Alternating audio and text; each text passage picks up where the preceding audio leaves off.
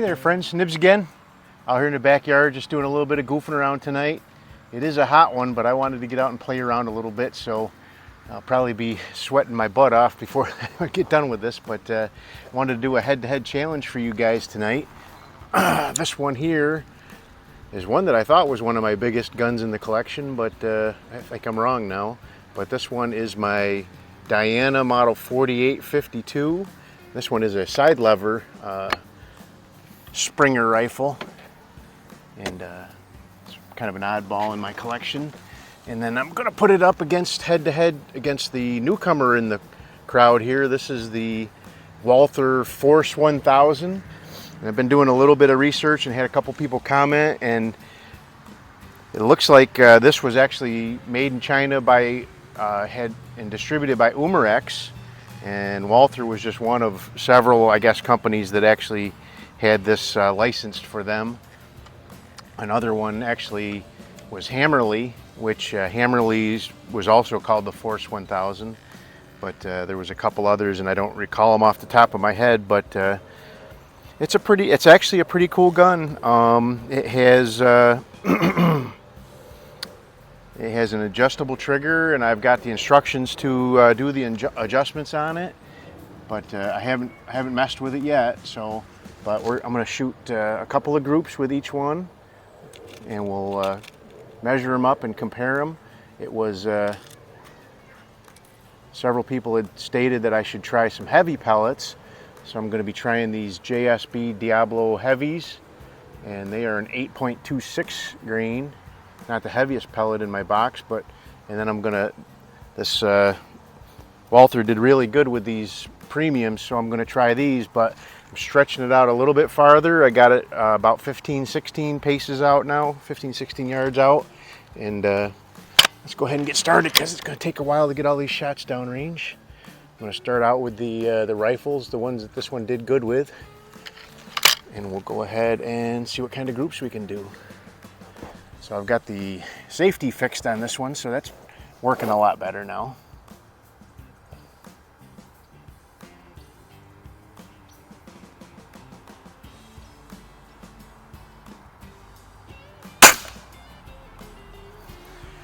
So this one, like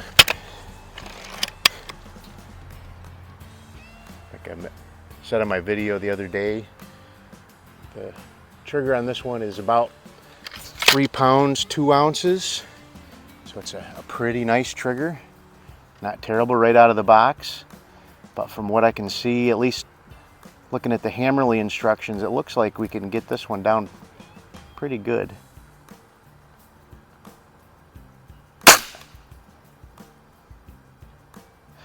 Through the same hole as the last one, that's pretty nice. Now that I don't have to be worrying whether the safety's clicked on or off.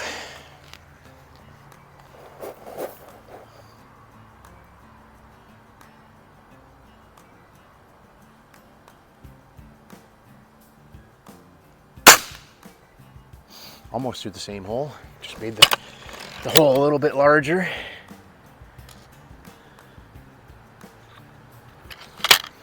This one's this is a nice gun. I really. If I can get that trigger to come down a little bit, this thing's going to be crazy good.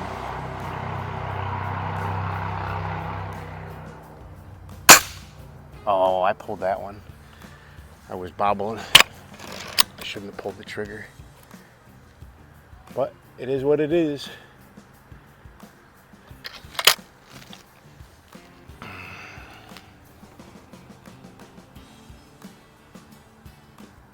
Three in one hole, and then I flew a flyer out there.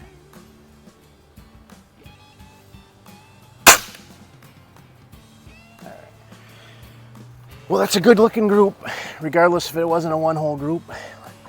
Let's see what we can do with the RWS. This thing was a real good shooter too. I need to start taking some notes and keeping a little notebook, I think, of what shoots what. I got so many air rifles, but I don't, guess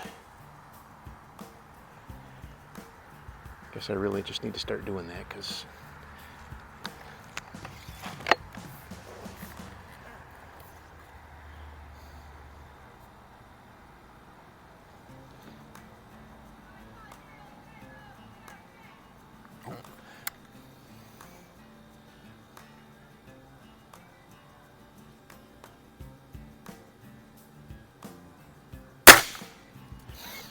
This one definitely has the game one as far as trigger pull for at least right now.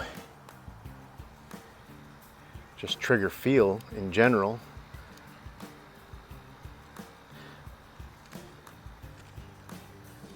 But I guess I would kind of expect that from a nice German-made pellet rifle versus a, I hate to just keep saying Chinese, but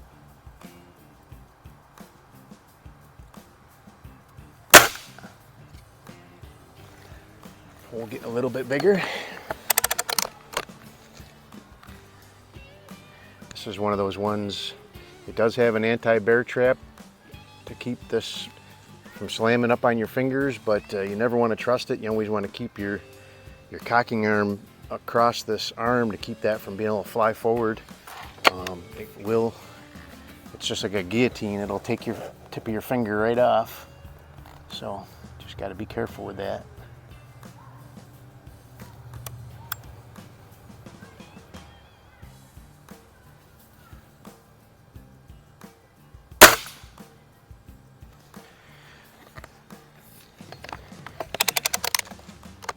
This is going to be a tough one to beat. Of course, I did start out with 3 shots in the same hole with the the Walther too, so I got to keep the train on the track for 2 more shots here.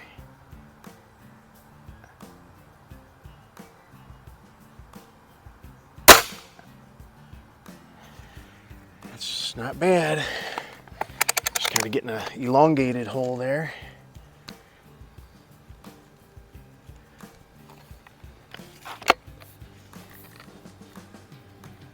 I don't know if this, you guys think this is a fair matchup? I don't know. It seems like that Walther can shoot.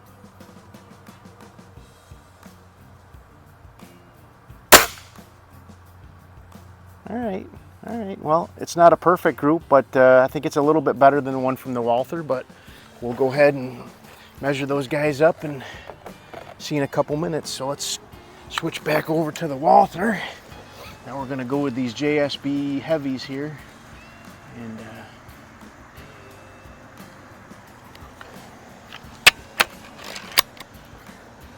somebody suggested that this guy would probably like a heavier pellet a little bit better just because of all the power it puts out. It is with 7 grain pellets, it is generating over 1,000 feet per second, so that's pretty significant.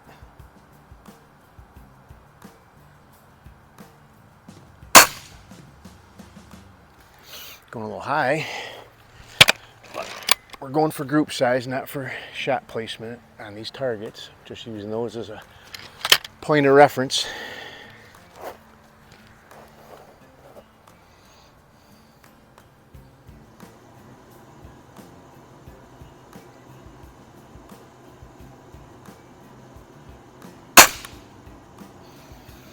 It's funny,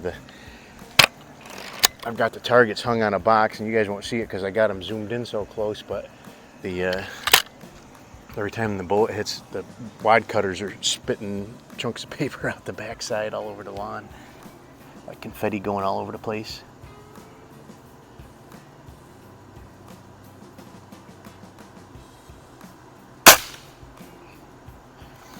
It's a pretty respectable group coming together there. I don't know if we'll see if the Diana can shoot these heavy ones. Maybe this guy will pull a win out with a better group from the heavy ones.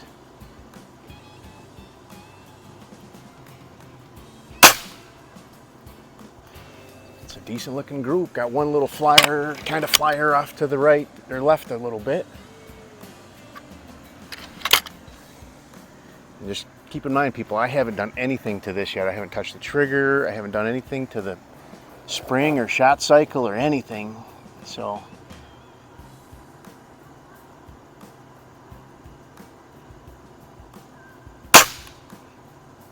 all right, that's a respectable looking group.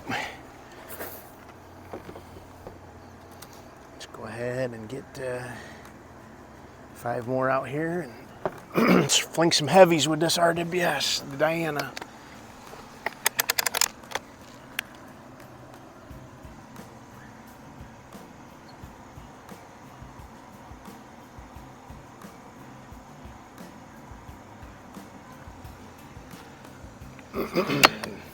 So I was, the weather channel showed a high of about 91 here, and I think it's all of about that still out here.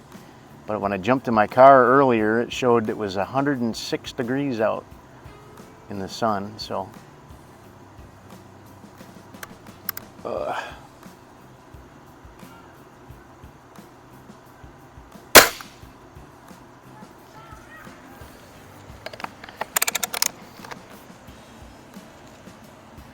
So we'll go ahead and we'll get these shots done, and then I'll cut this off and take everything inside the garage, and we'll measure them up and see who won if we need to. I mean, I'll probably still measure them up anyway. Oh, got a bee just flew in on the flowers over here.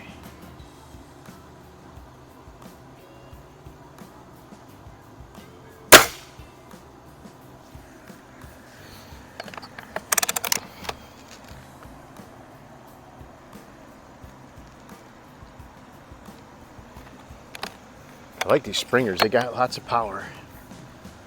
Lots of fun to shoot. Getting a little sweat in my eyes here.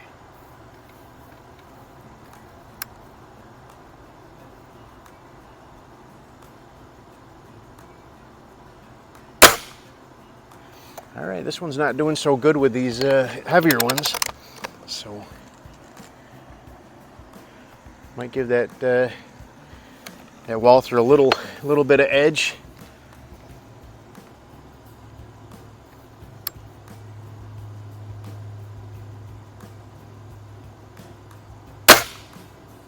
Oof. Yeah, we're gonna have to measure that one out.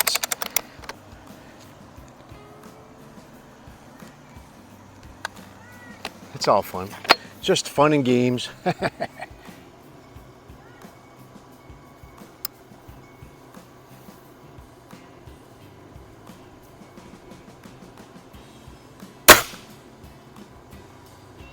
was a good shot for the last one, so. Alrighty, so let me cut this off and we'll go inside the garage and measure these up. Alrighty friends, so here I am with the results from this matchup, and boy was it close. Holy smokes, you're not going to believe how close this was. It came down to, let's see, what was the difference? About 24 hundredths of an inch was the difference between winner and loser. So to start off with, the Walther with the rifle premium didn't do so great, but it had a .658 group. Then the second one I shot was the Diana with the rifle premium, and that one was the best group out of the day, but we got a 2-shot average going here. So the rifle premium in the Diana did a .552. That was really nice. Then the Walther with the JSB heavies wasn't as nice as I was hoping it was going to be, but that one measured out to a .783. But then the Diana really did not seem to like those heavies at all, and that one ended up with a .923 group.